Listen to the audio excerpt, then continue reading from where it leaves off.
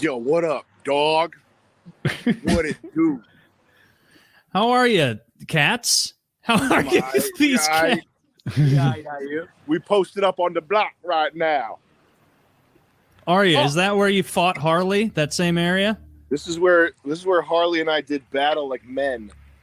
Where you turned him from a tall Jew into a fighting Jew. I took him from now to wow, we called it. We had a bunch of sayings like that are kind of inspirational.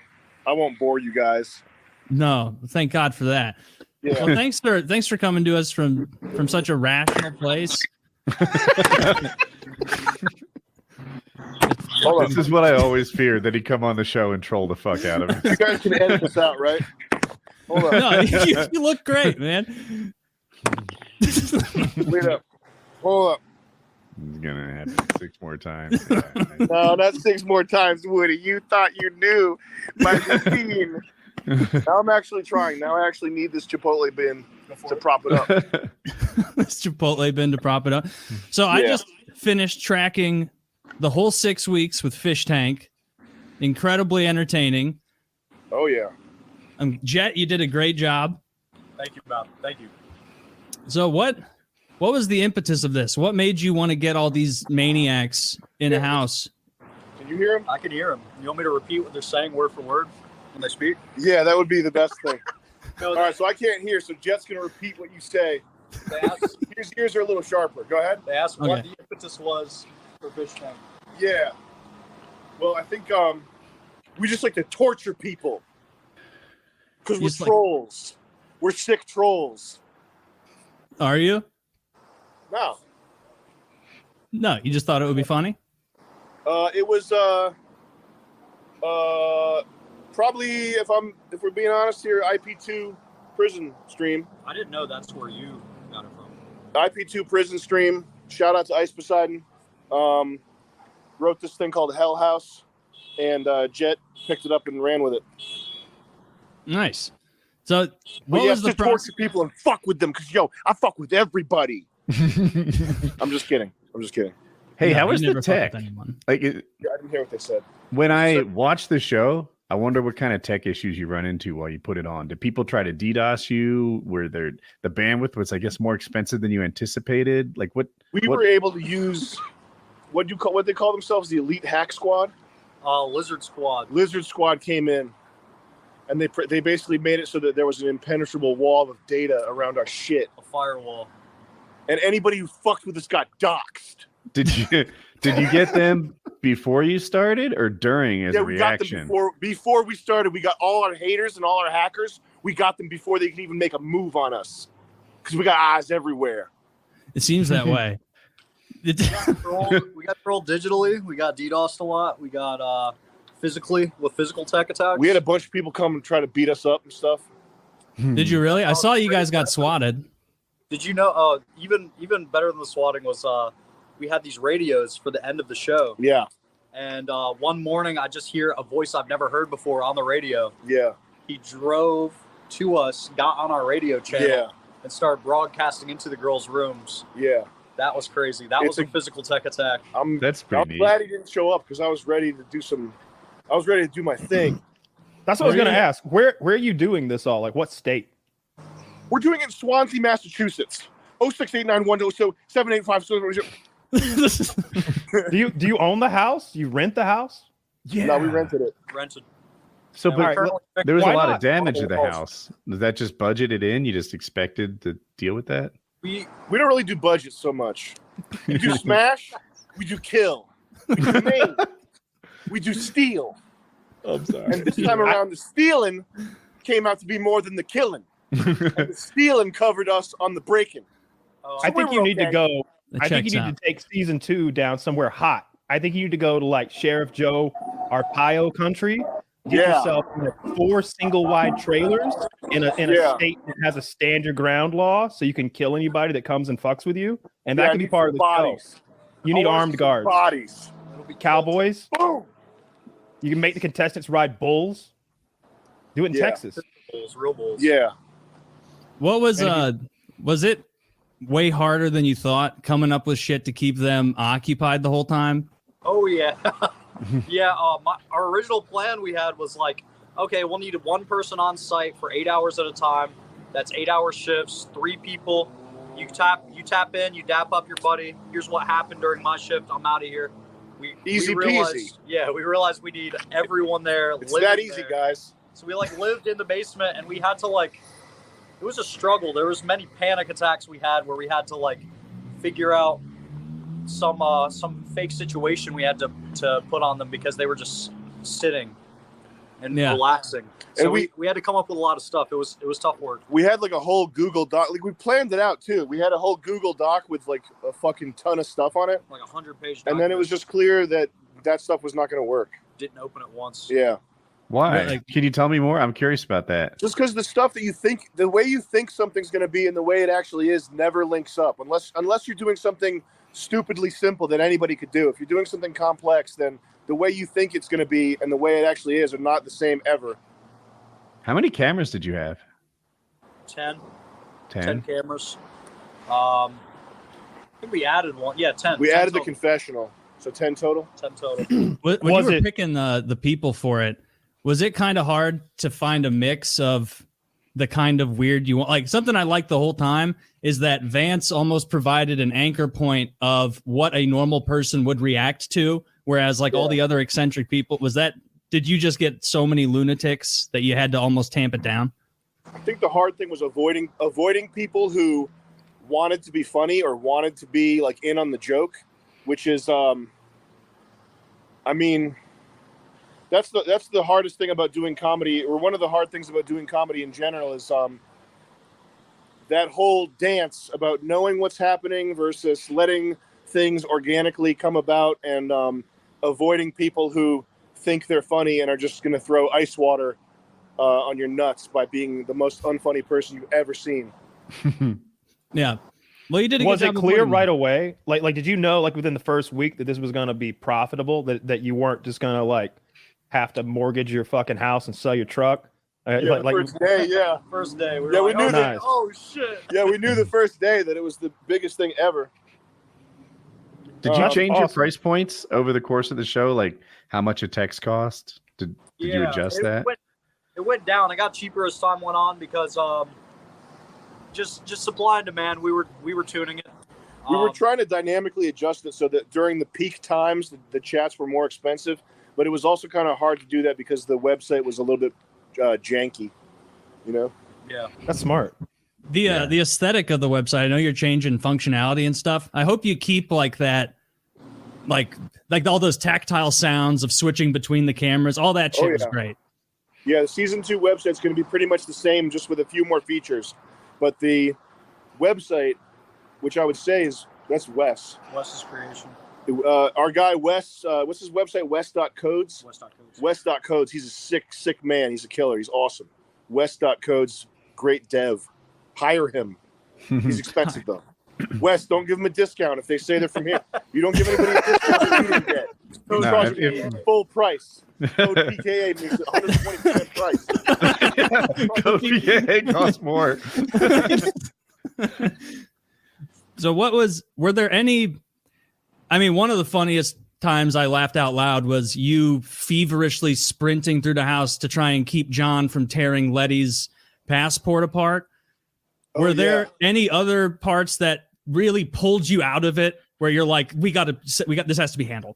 Like no character. What was the most harrowing for you? When people, I learned that autistic males barricade themselves. Yeah. There were several barricading incidents where people barricaded themselves in bathrooms or in bedrooms, and breaking down those barricades was always tough.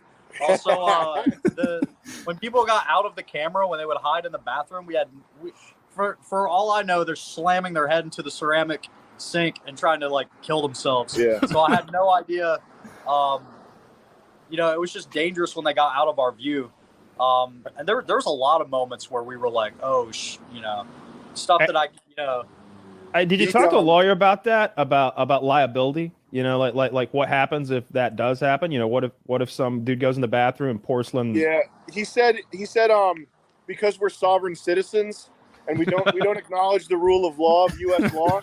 What we basically could do is we could get passports to some other country like Moldova or something, and just go there and avoid whatever charges or whatever problems there are. So we got that covered. Yeah, that rented house is a seafaring. Got it covered. Legal situation. Got the bases covered, guys. It's a maritime house. It's good to have Plan B. Was that technically killed himself at sea, so I'm not culpable. Yeah, no. If you ever kill a bunch of people on a boat, you get off scot-free. That's how the law works. But no, we did. The whole thing was done with no insurance. We just went commando because we tried lining up insurance beforehand, and I think after they Googled us, the insurance premium that they wanted to charge jumped from $10,000 to some figure that we couldn't afford to pay. So we did it. We did it with our commando there, with our balls hanging out in the wind. So that's pretty cool. Yeah, I don't know how liability companies too. What's that? I don't think this is good content, but I would set up the fish tank to be its own company, right? Its own limited liability corporation, so they couldn't take more than the money you put in that. Yeah, it's its own company, but they can sue any individual at any time for doing it. You know, they could sue me. Yeah. It doesn't matter. And the other thing is the fish tank account has the most money of any account that I've had, so they would get all the money. Yeah. So yeah, it would have been bad. So we're definitely going to be strapped up next time with better legal. What was the whole time? You didn't know that? Just figured that out. You didn't know that? Damn. Your life was on the line. You thought that you were insured the whole time. We're good. We were not. No. That's that would have made it a more stressful endeavor. That's like finishing a fucking car race and noticing the seatbelt wasn't on. I on. wanted you to be comfortable. What is? I wanted you to be comfortable. I want all my friends to be comfortable. That's why I tell them there's plenty of insurance. We're covered.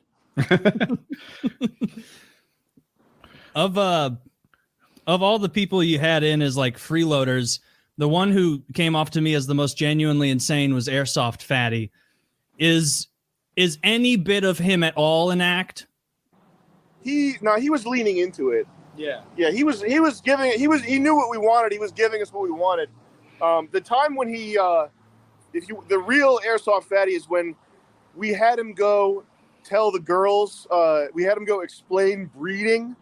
We said, Chris, you got to go up there and give him your explain breeding. Talk about all the types of breeding that you love. And then the girls, we told them that the first one to talk to Chris would lose a point. So they're both like giving him the cold shoulder, and he's talking about like, well, when the man sticks it in the woman, that's breeding right there. And he's doing all this like sexual. It's basically it looks like sexual harassment because they're not replying to him, and he's getting into the details of breeding, and that made him break character. And he goes downstairs into the confessional. He's like, I can't do this. I can't talk to these girls. But that's the real Chris. The real Chris is like very compassionate, like nice guy. He does have like fat kid anger. Yeah. Which is that's the most beautiful thing in the world when a fat person gets angry. But he's a really good guy, and he's also like he's funny. Like he knows he's not fully the way you think he'd be. He's kind of funny, you know? He's good. He's a good character. And we got to bring him back too. I didn't know you had him explain the breeding thing because I did a separate challenge the next day. The porn? Explain your top 5 porn. Yeah. And then they had to remember all of it, and then we quizzed them on it.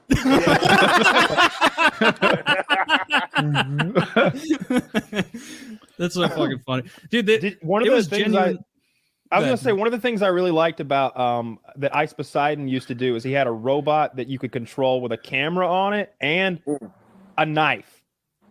So you could pay some money and you could, or maybe everybody was controlling, but basically you could stab people and get upskirts with the robot. So it was a Roomba, right? The robot. A good idea to steal. Thank you. Yeah. You got an upskirt robot that can stab.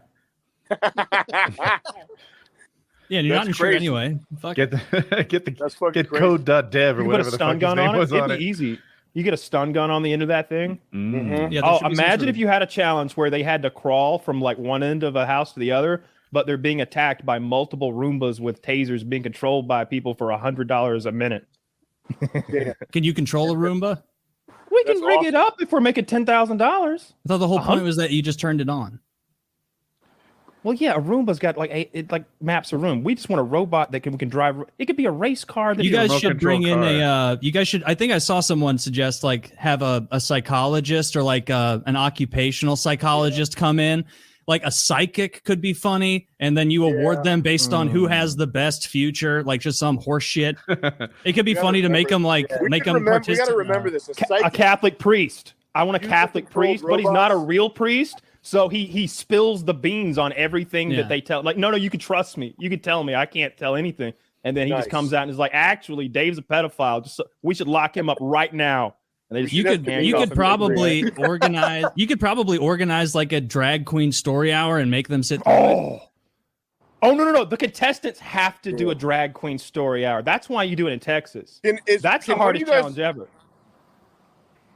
Can one of you write this down? And I'm actually doing it for you. Yeah. Will you text it to me, Woody? Thank you, man. I've got a list of things that as I was watching, I was like, oh, this is a good idea. A drag queen story hour would be fucking so funny. That'd be hilarious. Yeah, it'd be so uncomfortable for everyone involved.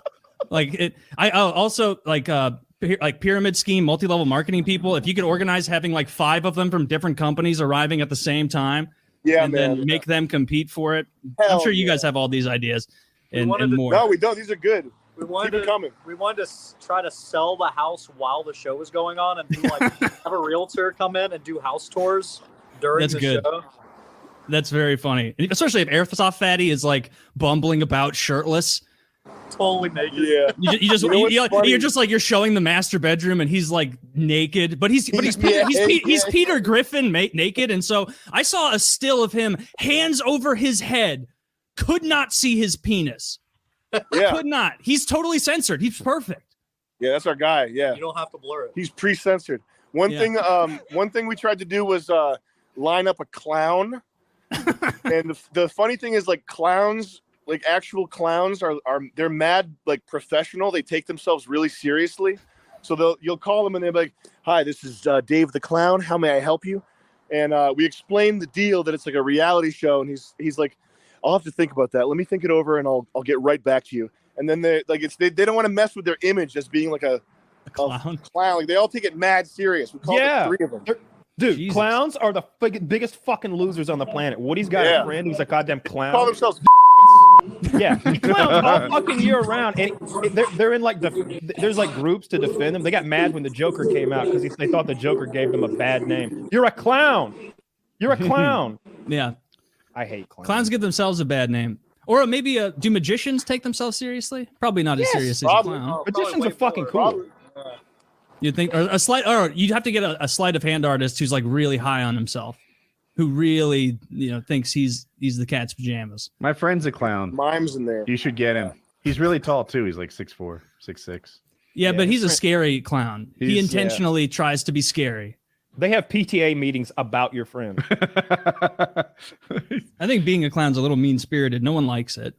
I would hate crime your friend if he lived near my children. Nothing like physical, but like we'd kill his grass and take his mailbox and stuff. Yeah, what else? What's the equivalent of burning a cross to clowns? I don't fucking know, man. I'll think that one over. Oh, I was thinking that you should come back season 2 as Dr. Jason Goldstriker and perform physicals. Yeah.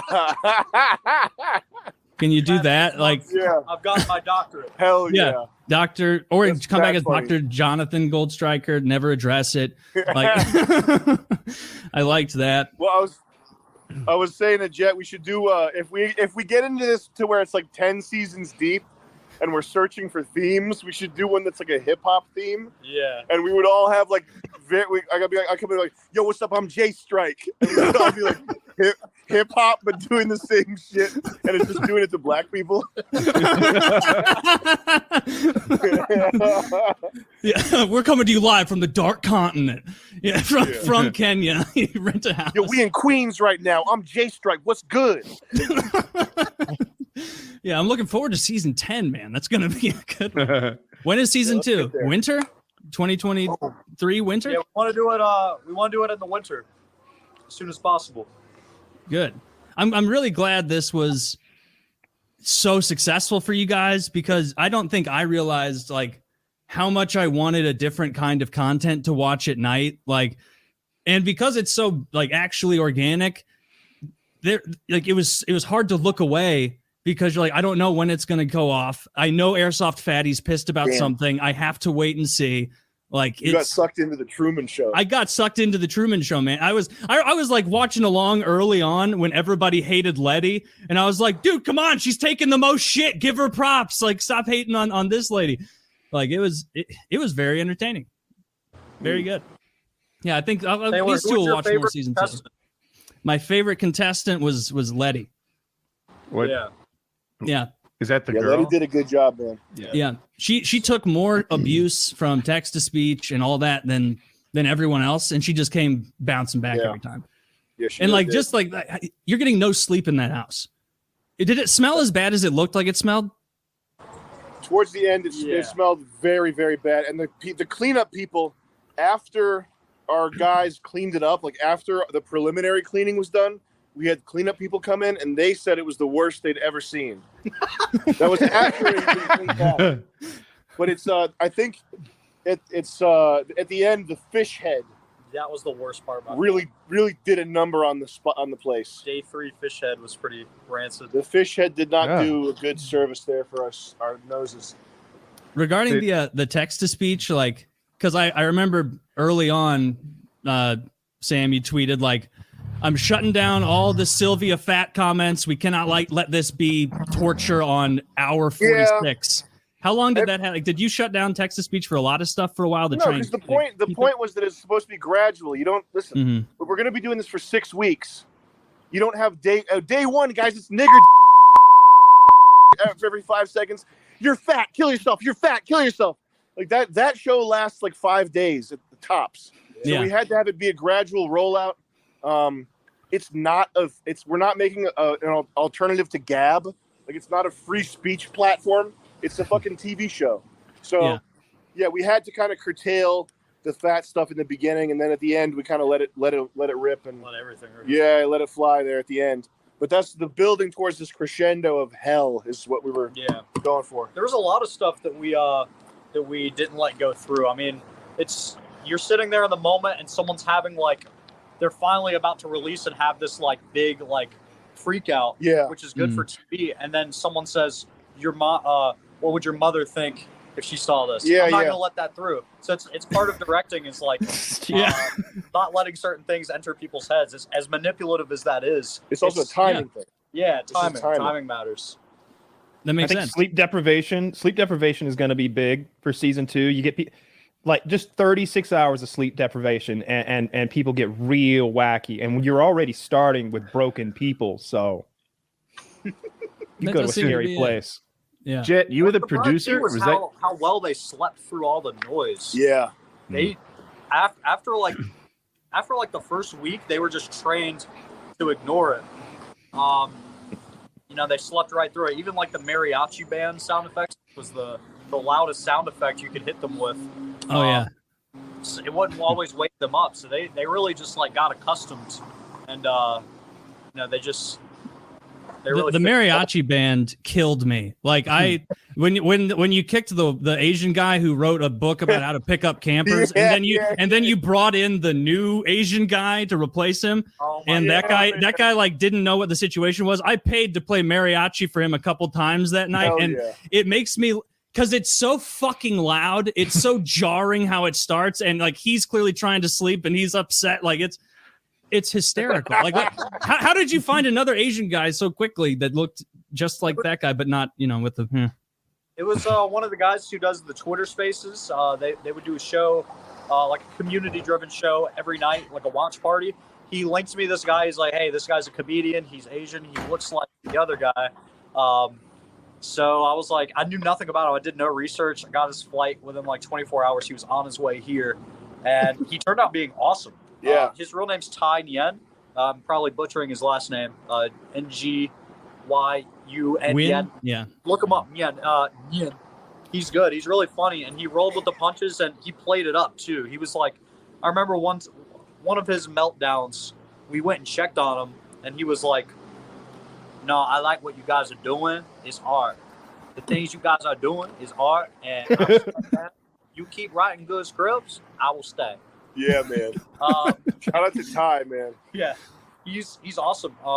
But for him, he probably had the hardest start because we put him in the shoes of a monster without him even realizing. Yeah.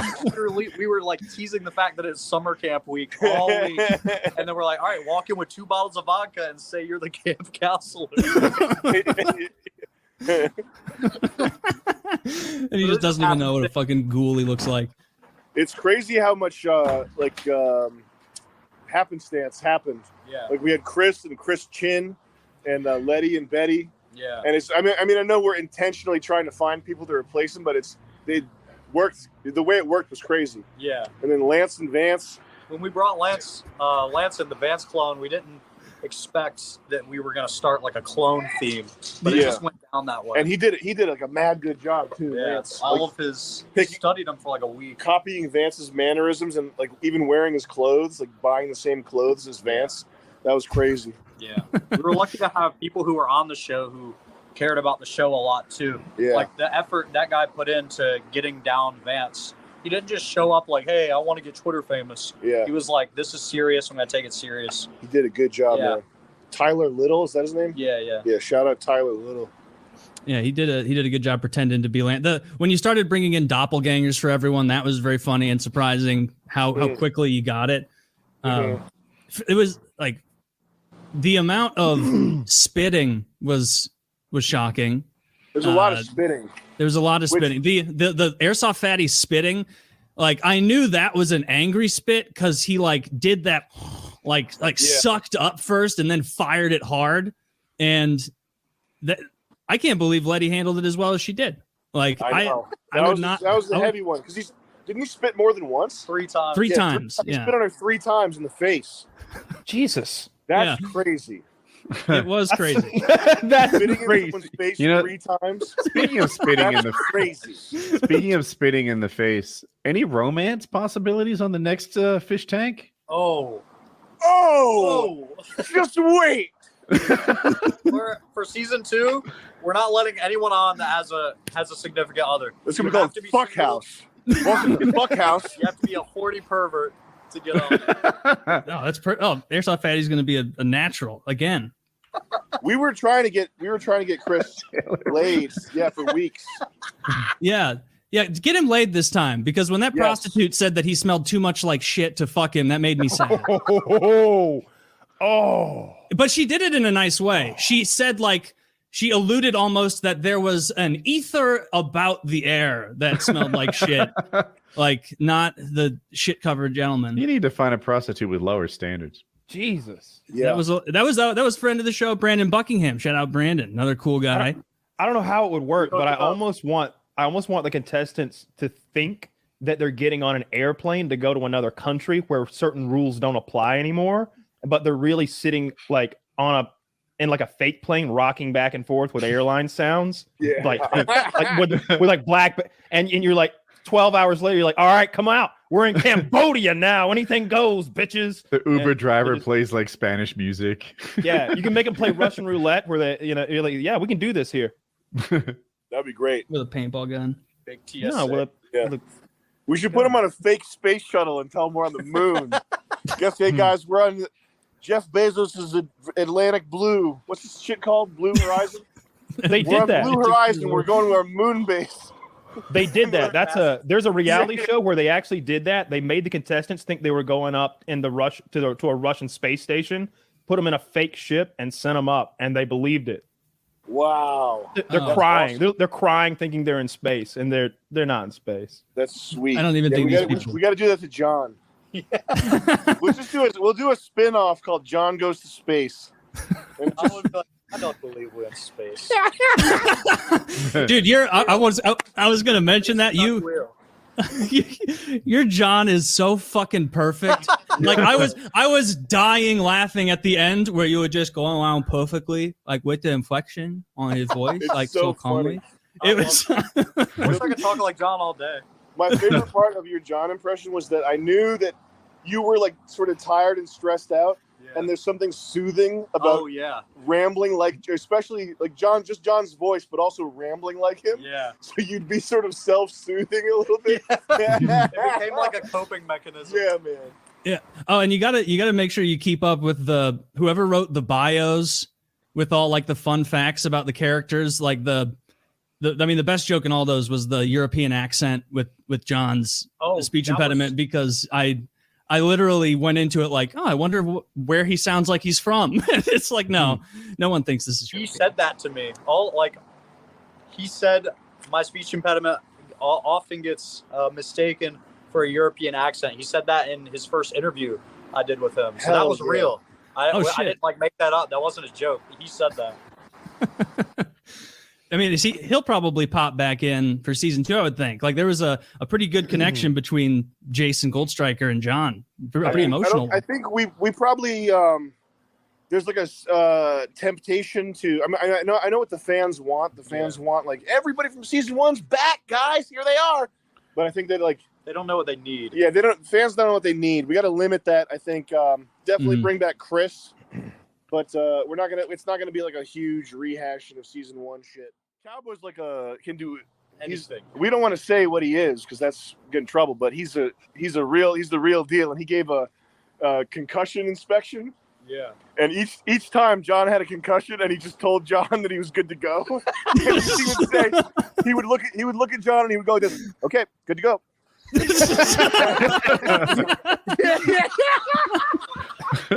Yeah.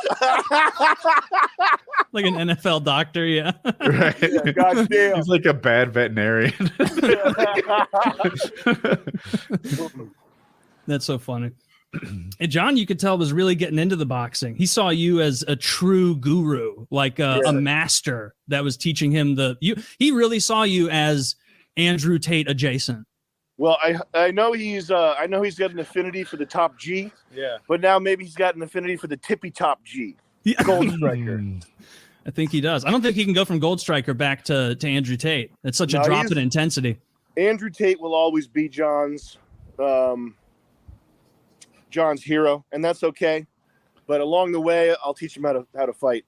Dude, that dude posting the most fucking disgusting pictures of meat on his Twitter is hilarious. Just the most.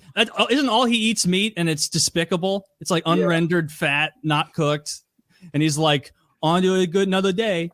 And it's like, yeah, and then he retweets it too. Yeah. He'll retweet it days later and be like, "This is the steak that I had 3 days ago." This big gray blob. Big gray blob. You need to eat as many raw meat as possible. Don't overcook my steak because it take away the flavor of the meat. That's so perfect. Like Dr. Evil almost. John's like Dr. Evil. I think have you thought about giving the guys or the contestants like an overarching like continuing activity or project or something like that to take up downtime, like something over the course of the whole thing that gets graded or presented at the end? And if it's like a physical tangible thing that brings a lot of terrorism into the mix in between, they should be able to fuck with each other's projects too, right? Like we're all building these extravagant fish or ships in a bottle, and then you just like light mine on fire. Fuck it up. It's got to be something that makes us money. So it should be phone screen replacement. Yeah, that's a good idea.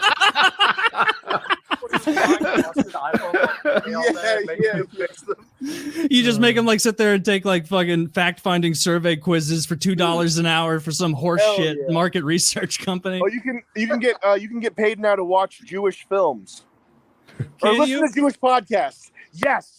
That's what they're doing in season 2. Listening to Jewish podcasts the whole time. Fuck yeah. They're just listening to every episode of the Daily Forward News or whatever the fuck. I love That's great.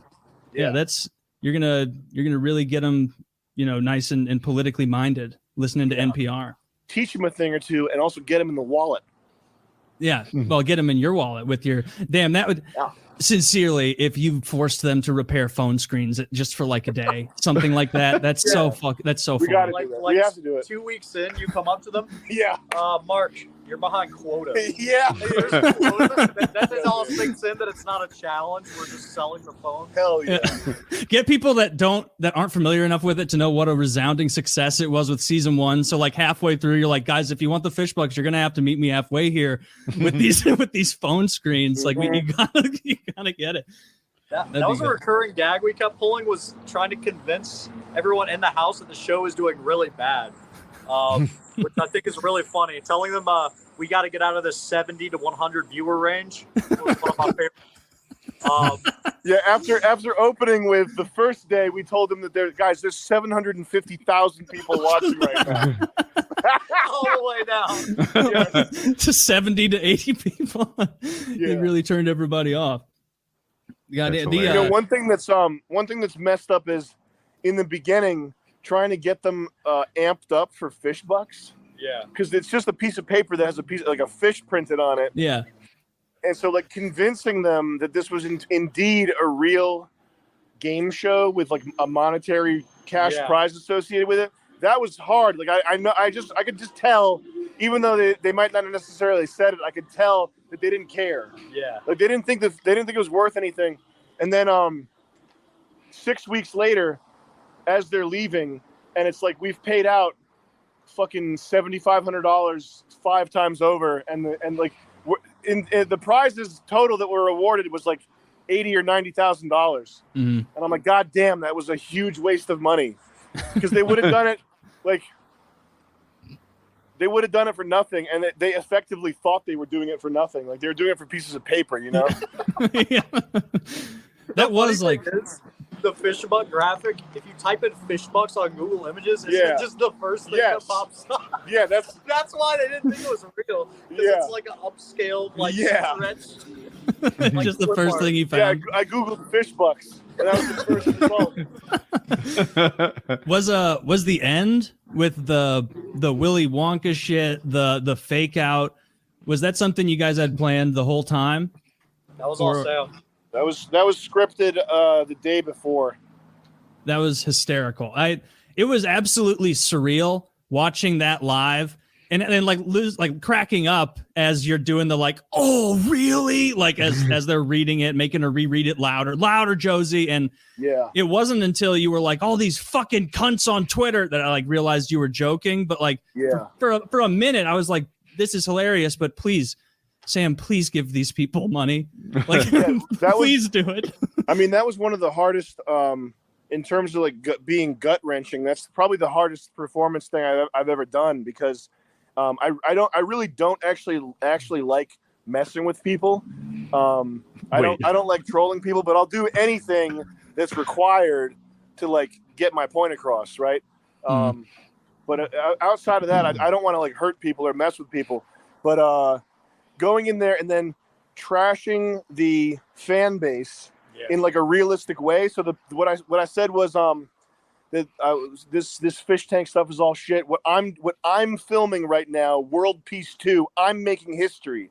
Like laying into like egotistical. Like if my ego went totally off the rails, and that's a very hard thing to do too, because some people are going to see that and read into that and think that that's who I really am. So I'm like really playing with fire in terms of my public perception. That's how I felt. Like that's why I felt it was very high risk. And then like being so mean to these two girls, basically stealing from them, scamming the audience. Like that was very just gut wrenching to do all that. But I'm glad it worked out though. Yeah, that's a big risk. Well. That's scary. And I didn't know that, like, Airsoft Fatty, he did a good job with his little bit part at the end with the, you could tell he was a part of it. Very funny. He wasn't in on it. No, man. Wait, he didn't know?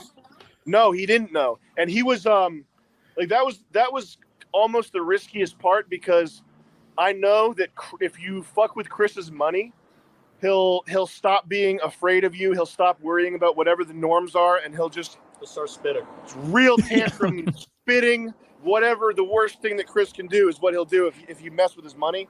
And he also, like, so Jet came up and prompted him and said, Chris, you got to go in there and help Josie get her money. And when Chris went in the room, I heard him say, It's okay, Josie, just stick with me. Which told me that Chris thought that he was like in on something, but didn't know quite what it was. Yeah. And I knew that like Chris improvising what he thought would be funny over what my shit was going to be. I knew that could be like ruinous. Mm-hmm. So that was risky too. Yeah. And that would have like ruined the whole finale. Yeah. And Chris also like, he stood up to me too. Like he was like, I was screaming in his face and he was like, so really we got to be childish about this? Like he was standing up to me, which also could have turned south too. Mm-hmm. Like he's got balls. He's a good man. But we had to we just powered through it. Got it done. Yeah, at the end you should just give him a bill for the rent. I mean, charge them. Charge them for damages. Yeah, you're like, yeah, you want all this, but after the rent, you actually owe me. You won the 30,000, but damn, every night here was $2,000. I'm not courageous enough to do that to Chris because his flip out would be something that we wouldn't really be able to handle. I don't think. Yeah, we would he is. It. He's got a baffling amount of energy for someone his size. Yeah, he really doesn't sleep that much. He's not that lethargic for a big guy. Yeah, he's always moving around. He's always. Oh yeah. Except for when he's on the couch sleeping. Oh, it was. There were some times that like I would pop in the morning to see what was going on, and it'd be like, all right, fucking 7 hours ago, Fatty was like yelling. There's no way he's awake, and then it'd be him like singing like booming loud at 7 a.m. and you can like go to all the other cameras and hear it resonating through the whole house. That was so funny. Yeah, we got him. We were like, hey, Chris, that song's copyrighted, man. It's a TV show. Can you change it up a bit?